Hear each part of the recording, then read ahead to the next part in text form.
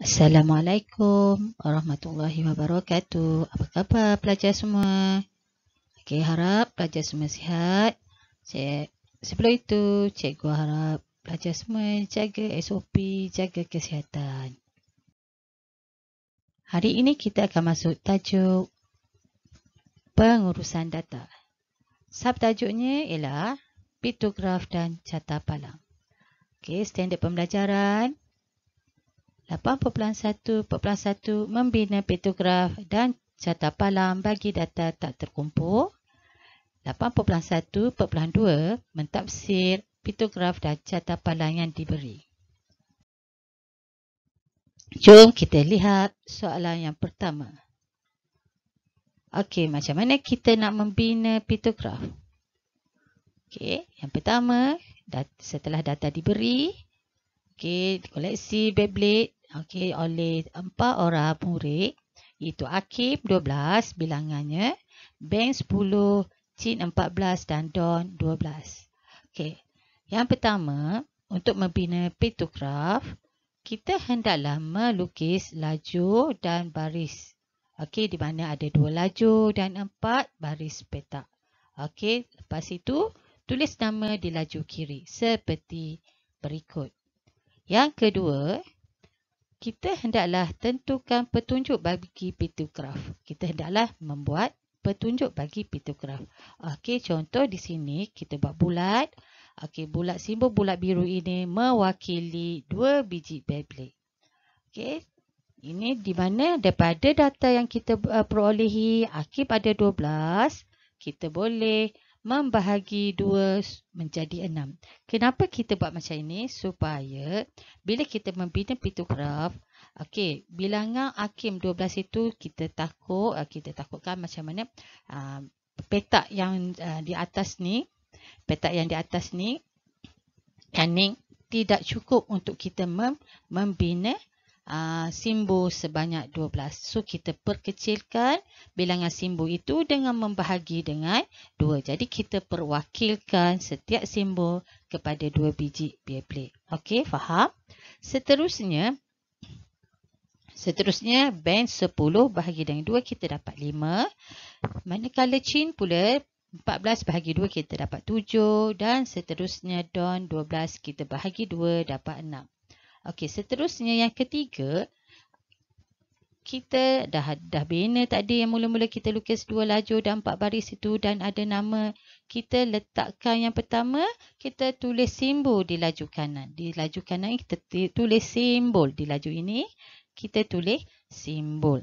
Okey, simbolnya kita tulis di mana kita dah tahu, kita dah dapat. Ben ada, Akim ada 6. Kambing. Okey, Akim ada 6. Okey, kita letak 6 simbol di situ. Okey, 3, 4, 5, 6. Okey. Seterusnya kita letak untuk Ben. Ben ada 5. Kita letak Ben sebanyak 5 simbol. Seterusnya kita letak Chin. Dan akhir sekali kita akan letak untuk Don. Okey, iaitu sebanyak 6. Okey. Okey, dah cukup 6. Okey, di sini kita lihat satu dah ada simbol dan ada nama. Ini adalah pembinaan pitograf yang ketiga. Seterusnya, dan lukis petunjuk tajuk. Okey, tak lengkap kalau pitograf tidak ada tajuk dan petunjuk. Okey, petunjuk di sini adalah simbol. Okey, petunjuknya adalah simbol yang kita kena buat itu. Okey, yang mana simbol ini mewakili 2 biji Beyblade. Okey, seterusnya kita hendaklah membuat tajuk iaitu koleksi Beyblade bagi 4 orang. Okey, faham? Okey, seterusnya kita nak membina carta palang. Okey, kita nak membina cara patah palang. Okey, yang pertama kita mesti ada kertas petak. Okey, kertas petak untuk membina carta palang. Okey, seterusnya kita lihat. Okey, mesti ada kita punya data yang mana koleksi Beyblade yang kita ambil tadi. Iaitu di mana Akim ada 12, Ben ada 10, Chin ada 14 dan Dong ada 12. Okey, dalam pembinaan carta palang ini, kita hendaklah lukis paksi mengufuk dan paksi mencacang. Yang mana paksi mengufuk dia? Ini adalah paksi mengufuk dan ini adalah paksi mengufuk. Okey, dan ini adalah paksi mencacang. Okey, yang seterusnya kita hendaklah pada paksi mengufuk tulis nama. Paksi mengufuk kita tulis nama, iaitu nama Hakim, nama Ben, nama Chin dan nama Don. Okey, di paksi dan pada paksi mencacang kita tandakan sengatan dahulu. Kita tandakan sengatan untuk menulis nilai nanti. Okey, ini sengatan pada garisan supaya senang kita nak membina. Okey.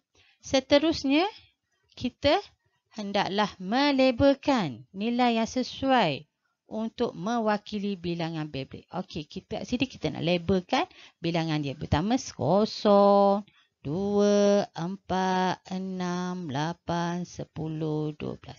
Kenapa cikgu buat dua-dua? Kalau kita buat satu-satu, mungkin catapan ini jadi besar. Mungkin tak cukup ke surat kamu. Jadi kita kecilkan jadi dua. Kita buat dua, satu sengatan, dua. Okey, seterusnya kita nak membina dah. Lepas tu kita nak membina. Okey, kat dalam ni. Okey, cara membina calon palang kita sambung yang tadi. Okey, macam mana kita pun ambil lukis dan warna palang bagi mewakili setiap bilangan Beyblade. Okey, kita lukiskan setiap ni. Kita lukiskan. Hakim berapa tadi? 12. Okey, Ben berapa? 10. Dan Chin ada 14 dan Don ada 12. Okey. Di sini tak lengkap lagi sebab kita perlu ada, ini adalah kita panggil sebagai palang. Okey, ini ada palang Okey, tak lengkap lagi. Okey. Kalau tak ada tajuk carta palang. Okey, kita lihat tajuk dia apa. Okey, koleksi Beyblade bagi 4 orang. Yang tajuk mesti berada di atas. Okey, selain itu kita hendak juga ada labelkan bilangan pada paksi mencacang. Okey, tulis perkataan bilangan pada paksi mencacang. Dan seterusnya, kita hendaklah melabelkan nama pada paksi mengufuk. Okey, ini dah lengkap sebuah carta palang. Okey, seterusnya kita lihat carta palang ini ada 2 jenis. Kita ada 2 jenis. Yang pertama, carta palang mencacang. Dan yang kedua, kita ada carta palang mengufuk. Okey, ini bentuk carta palang mencacang dan ini bentuk carta palang mengufuk. Awak lihat apa perbezaan dia? Okey, lihat apa perbezaan dia? Betul. Kita lihat perbezaannya di mana bilangan bagi carta palang mencacang ada pada paksi mencacang. Tetapi bagi bilangan carta palang mengufuk berada pada paksi mengufuk. Ini perbezaannya. Yang pertama, carta palang mencacang bilangan berada pada paksi mencacang. Manakala carta palang mengufuk bilangan berada pada paksi mengufuk. Okey. Seterusnya kita lihat cara mentafsir piktograf dan carta palang. Okey, jom kita lihat bilangan murid berbasikal ke sekolah dalam piktograf ini. Okey, kita ketahui bilangan murid tahun 3 ada. Okey, ada bilangan murid tahun 3 ada 4 simbol iaitu setiap simbol mewakili 20 orang. Okey, manakala tahun 4 ada 3, tahun 5 ada 5 dan tahun 6 ada 6. Okey. Kita lihat kira bilangan murid yang berbasikal setiap tahun. Kira bilangan murid yang berbasikal untuk setiap tahun. Okey, setiap tahun yang pertama kita nak kira, mesti kira setiap tahun. Yang mana kita akan dapat tahun 3, 4 darab dengan 20. Sebab kita ada 4 simbol, kita darab dengan 20. Maka kita dapat 80. Tahun 4 pula, kita ada 3 simbol, maka kita darab dengan 20. Kita akan dapat 60. Manakala tahun 5, kita ada 5, kita darab dengan 20, kita akan dapat 100. Okey, untuk tahun 6, kita ada 6, maka kita darab dengan 20, kita dapat 120. Okey, ini adalah piktograf. Okey, bilangan-bilangan yang berbasikal ke sekolah. Seterusnya, kita nak tafsir macam mana fitograf ini. Okey, yang pertama A, sebanyak 80 orang murid tahun 3 berbasikal ke sekolah. Okey, 80 orang murid tahun 3 berbasikal ke sekolah. Okey, bermakna di sini kita tahu, kalau kita tengok di sini, kita tengok di sini, kita katakan di sini ada 80, kita dah tafsirkan dia 80. Maka betul lah, kita daripada sini kita dapat tafsirkan bahawa tahun 3 berbasikal ke sekolah 80 orang. Seterusnya kita lihat, seterusnya murid tahun 4 paling sedikit berbasikal. Kalau kita tengok paling 4 dalam ramai-ramai ni, dalam ramai-ramai banyak-banyak tahun 4 lah paling sedikit, itu sebanyak 60. Okey, seterusnya kita lihat,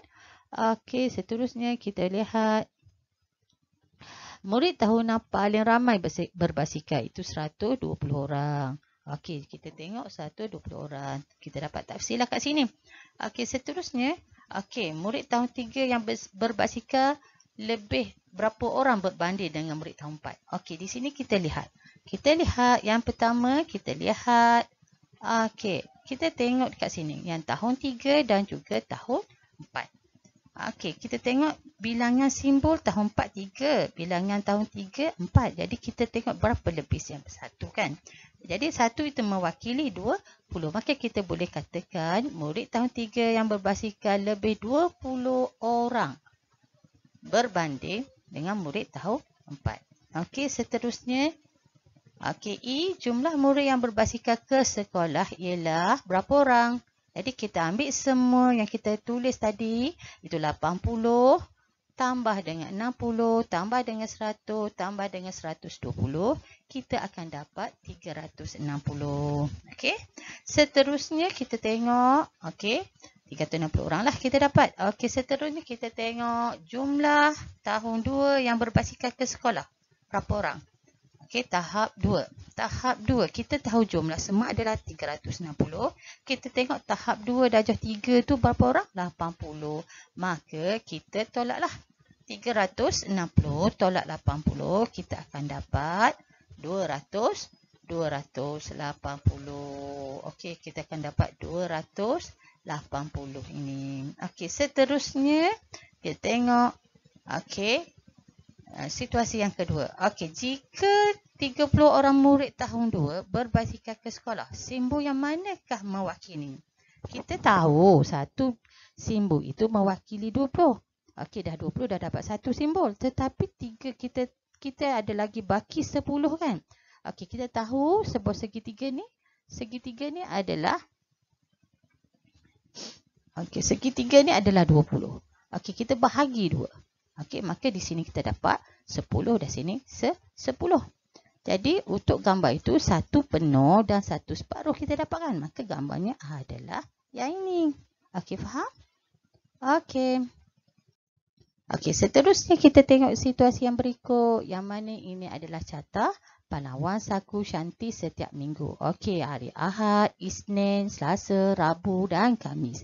Nilai wang dia RM1, RM2, RM3, RM4, RM5 dan RM6. Okey, seterusnya jom kita tafsirkan. Okey, kita boleh tengok Santi menerima wang saku sebanyak RM4 pada hari Ahad. Betul kan?